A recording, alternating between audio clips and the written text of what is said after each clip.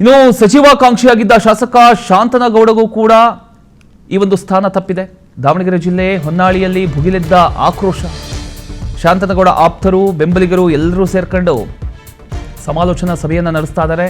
ದಾವಣಗೆರೆ ಜಿಲ್ಲೆ ಹೊನ್ನಾಳಿ ಕ್ಷೇತ್ರದ ಶಾಸಕ ಶಾಂತನಗೌಡ 3 ಬಾರಿ ಶಾಸಕರಾಗಿ ಆಯ್ಕೆಯಾಗಿದ್ದರು. ಹೊನ್ನಾಳಿ ತಾಲೂಕಿನ ಗೊಲ್ಲರಹಳ್ಳಿಯಲ್ಲಿರ್ತಕ್ಕಂಥ ರೈಸ್ ಮಿಲ್ನಲ್ಲಿ ಈ ಒಂದು ಸಭೆ ನಡೀತಾ ಇದೆ. 3 ಬಾರಿ ಶಾಸಕರಾಗಿ ಆಯ್ಕೆಯಾಗಿರ್ತಕ್ಕಂಥ ಶಾಂತನಗೌಡ ಸರ್ಕಾರದಲ್ಲಿ ಸೂಕ್ತ ಸ್ಥಾನಮಾನಕ್ಕೆ ಒತ್ತಾಯಿಸಿ ಸಮಾಲೋಚನೆ ಸಭೆಯನ್ನು ನಡೆಸ್ತಾ ಇದ್ದಾರೆ. ನಿಗಮ ಮಂಡಳಿ ಆದರೂ ಕೊಡ್ಲಿ ಅಂತ ಬೆಂಬಲಿಗರು ಒತ್ತಾಯ ಮಾಡ್ತಾ ಇದ್ದಾರೆ. ಒಟ್ಟಿನಲ್ಲಿ ಎಲ್ಲ ಕಡೆ ಈ ಒಂದು ವಿಚಾರ ಭುಗಿಲೇಳ್ತಾ ಇದೆ. ಸಚಿವ ಸಂಪುಟ ವಿಸ್ತರಣೆಯ ಬಳಿಕ ಕಾಂಗ್ರೆಸ್ನಲ್ಲಿ ಅಸಮಾಧಾನದ ಅಲೆ ಮುಂದುವರೆದಿದೆ.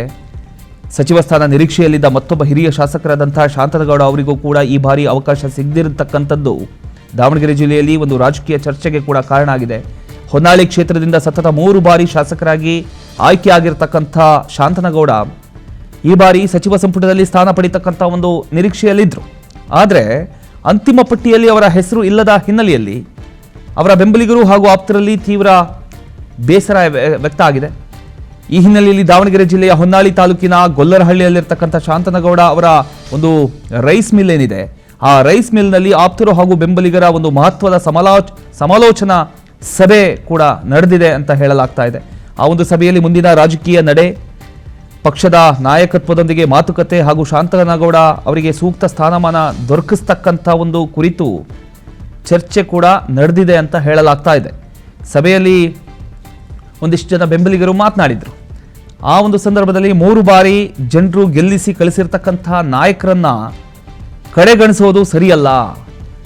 ಸಚಿವ ಸ್ಥಾನ ಸಿಗದಿದ್ರೂ ಕೂಡ ಸರ್ಕಾರದಲ್ಲಿ ಸೂಕ್ತ ಸ್ಥಾನಮಾನ ನೀಡಬೇಕು. ಕನಿಷ್ಠ ನಿಗಮ ಮಂಡಳಿ ಅಧ್ಯಕ್ಷ ಸ್ಥಾನವಾದರೂ ಅವರಿಗೆ ನೀಡಬೇಕು ಅನ್ನುವಂಥ ಒತ್ತಾಯ ಕೂಡ ಕೇಳಬಂದಿದೆ.